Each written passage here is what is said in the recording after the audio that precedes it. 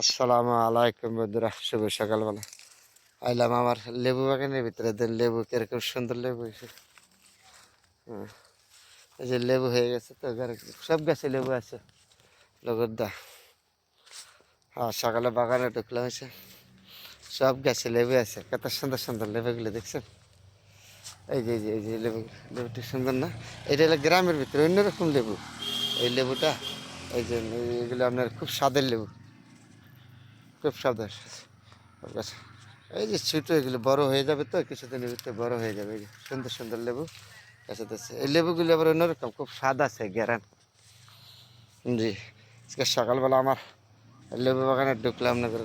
এই যে লেবু গাছ হয়ে গেছে, বড় হয়ে গেছে, কিছুদিনের ভিতরে বড় হয়ে যাবে লেবুগুলি, খুব সুন্দর। তাহলে আজকে গ্রামের বাড়িতে আসলাম, আইসা ঢুকে গেলাম লেবু বাগানের ভিতরে। আমার লেবু বাগানটা আপনাদের দেখালাম, শেয়ার করলাম আপনাদের সাথে।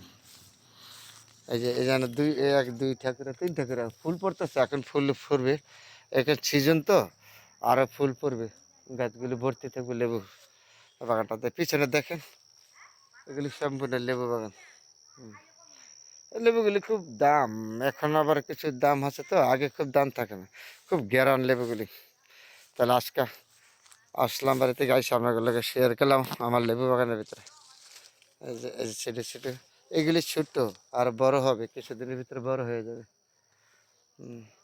পুরোটাই লেবু বাগান। আজকে বাড়িতে এসে আপনাদের ঢুকলাম লেবু বাগানের ভিতরে।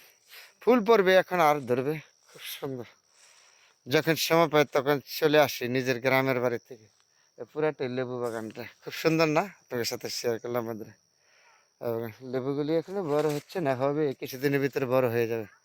তারপরে বন্ধুরা ভালো থাকবেন, আপনাদের সাথে আমার লেবু বাগান নিয়ে শেয়ার করলাম। সবাই ভালো থাকবেন, আলহামদুলিল্লাহ।